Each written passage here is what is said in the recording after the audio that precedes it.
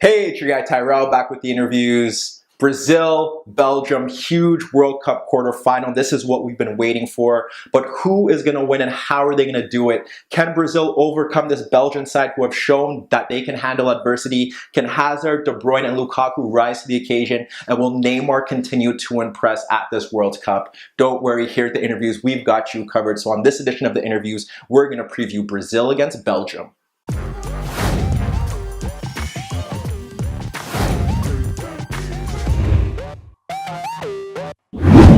So Brazil, Belgium, huge game at the World Cup quarterfinal. Many people, including myself, think that Brazil are the favorites, whereas can Belgium rise to the occasion? We've been waiting for them to make a big statement at the international level. What a better opportunity than this. Brazil looking good, but not as great as many people would expect them to be at this tournament, but from top to bottom, they look to have the best team in terms of balance. And when we get to Belgium, lots of star power, lots of Premier League players that are well known, but again, can they do it? Nearly lost to Japan, prove that they can overcome adversity and rise to the occasion when their backs are against the wall, but this is a big test. When we do break it down, we look at Brazil and how we expect them to line up. There shouldn't be any changes. It should be 4-3-3. Marcelo should be expected to come back in at left back, although Felipe Luis has done well in that role. They have Casemiro suspended, so we expect Fernandinho to drop into midfield,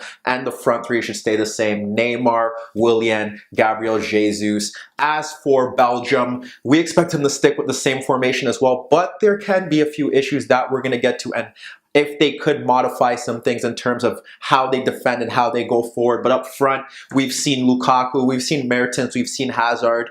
In midfield, we've seen Witsel and De Bruyne as wingbacks, Carrasco and Meunier. When we do break it down, one of the main talking points that has to be discussed is Brazil. Does Gabriel Jesus deserve to start? Well, against this three-man backline, you can kind of understand why people would want Firmino to start. He could drop deep, try and pull defenders out of position, have Neymar and Willian drive in behind the space. He does have incredible work rate, but so does Jesus. In terms of forwards, he presses well.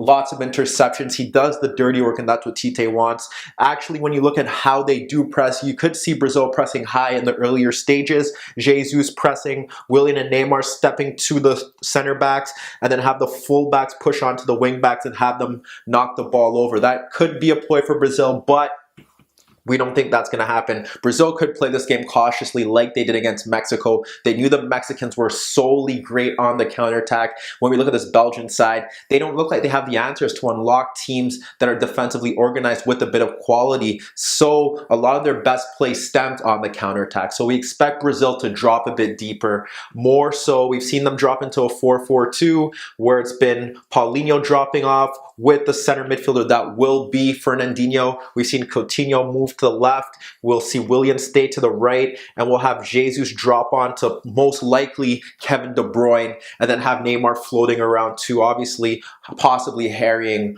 Witsel, but they don't want the ball on De Bruyne's feet. They don't want him playing passes or pinging diagonals out to the wide areas. So this is how Brazil is going to play, and this could be the key issue for Belgium, because it has been throughout the tournament. How they do set up, they have Lukaku up front, they have Mertens and Hazard trying to drift in field. They push the wing backs higher, so they're technically attacking with five. And what they want to do here is find Hazard in these spaces, find Mertens in these spaces, possibly have De Bruyne dictate play from deep. The big issue here is look at what happens after that. The center back step forward, look at the space in behind. And against this Brazilian side, we've seen it against the Japanese where they went direct. Against this Brazilian side, you don't want Neymar breaking into that space. You don't want Willian breaking into that space. You don't even want Jesus breaking into that space. And that could be an issue for them, specifically down the left. That's one of the big issues. We know Carrasco is not a wing back. We've seen him with his positioning, pushing forward. When Hazard drifts out wide, he'll charge forwards. There are times where he's level with the center forward, and that is a big issue for Belgium. They do not need that. The wing backs are going to have to stay a bit deeper, pick their moments wisely. If one goes forward, the other one has to sit back. It's just the way it has to go, because when you have Tyrrell and Vertonghen shifting over, they in 1v1 situations are not going to be able to cope with Willian and Neymar. And and you don't want company stepping forward as well. And given that they don't have a protective shield in midfield, that could be an issue for Belgium. So that's one way Brazil are going to look at it. The second thing for Brazil is will Paulinho sit a bit deeper? They may need him to. This may end up being somewhat of a 4-2-3-1 in the sense that can Fernandinho cover the space in midfield like Casemiro does? Will he get overrun? With Fernandinho, they probably have a better passer in terms of sitting deeper, but in terms of covering space and protecting the back four, specifically the center backs that have been so good throughout this tournament, when you have Lukaku dropping off, he'll occupy the two center backs. That shouldn't have a problem with him in terms of Miranda and Thiago Silva being great in the air. You have Fernandinho here. Mertens and Hazard are going to try and drift into that space, specifically Hazard. We've seen Hazard being taken out of games when he's man-marked. They would need Paulinho to drop in here. It just seems like it's the logical route for him. We've seen him play a bit higher throughout the tournament, and that could also benefit Brazil. We'll get to that in a second. But here, Hazard drifting in, and then you have another player in Mertens drifting in, and that could be an issue because how is he going to cope with dealing with both of them trying to cut into that space between the lines? Another route that Belgium could go is the sense that, does Mertens start? Does he not? We know that Kevin De Bruyne hasn't been at his best in this deeper role. We've seen him become a defensive liability against Japan, just not really taking care of his duties. Can we see perhaps a Fellaini or a Tielemans drop into midfield, or a Dembele drop into midfield just for a bit more physicality, and then have De Bruyne drop in at the right, possibly being able to deliver dangerous crosses into the box? And then if you have Fellaini and you want to push him forward, you have another presence in the box as well. De Bruyne would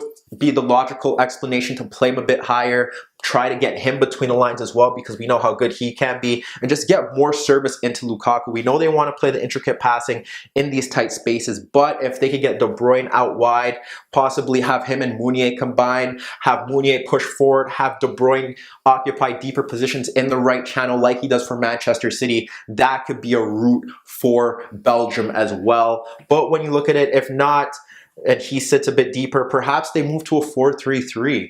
That has it. The issue with that is that the fullbacks, specifically down the left back area, isn't great, and that could be a possibility, but it seems very unlikely. But they have options. Like I said, they could push De Bruyne out wide, they can have Fellaini play a bit higher, or use him as a super sub and then get crosses into the box from that route, and that would force Paulinho deeper. But that is an issue for Brazil that they're going to have to cope with. Obviously, down the right, you have Marcelo, who isn't as defensive-minded as you would say Felipe Luis is, but Brazil have been pretty good in terms of their defensive solidity. If Marcelo's bobbing forward, they're going to have Fernandinho sitting and occupying that space down the left. They're going to make sure Fagner sits a bit deeper, so they shouldn't be worried in that respect. For Belgium with the midfield, now the big issue here is we've seen how Brazil, how they work. They don't necessarily have a ball-playing midfielder. Fernandinho could play passes. He's not that bad of a passer, and that could help them in that sense. But Coutinho and Paulinho are all about running. And with this Belgian midfield, De Bruyne doesn't want to do his defensive work. Witsel isn't renowned for his defensive presence. So what we've seen a lot is Neymar drifting in. You see Coutinho occupying that space. Can this midfield cope with the running of Coutinho and Paulinho, and especially with Jesus dropping off and company very eager to follow his marker? That could lead space for 1, 2, and then 3. So that is also key. Will they add another midfielder in there? Like we said, Tielemans, Fellaini, Dembele, they have options that they could stick into that midfield. Or will they not? They could drop Mertens and go 3-5-2 if they want to stick to that route and have Hazard play off Lukaku. But so many questions, so many different tactical variations that they could go with in terms of this game. And then Willian, obviously on the right, are they going to have him play a bit more centrally? We saw how good he can be, but this game kind of suits him in the sense that if they play on the counterattack, he'll be able to drift centrally and run at defenders rather than being hugged out on the touchline, where, you know, he would probably fancy his chances against a Carrasco, so that probably wouldn't be bad for Brazil. But let us know what you guys think. Do you think Brazil will win? Do you think Belgium has a chance of causing another World Cup upset? How will they approach the game? Will Gabriel Jesus to start? Meet me in the comments below. Don't forget, I upload videos every day, and don't forget to subscribe to my channel. And that was your daily dose of the interviews.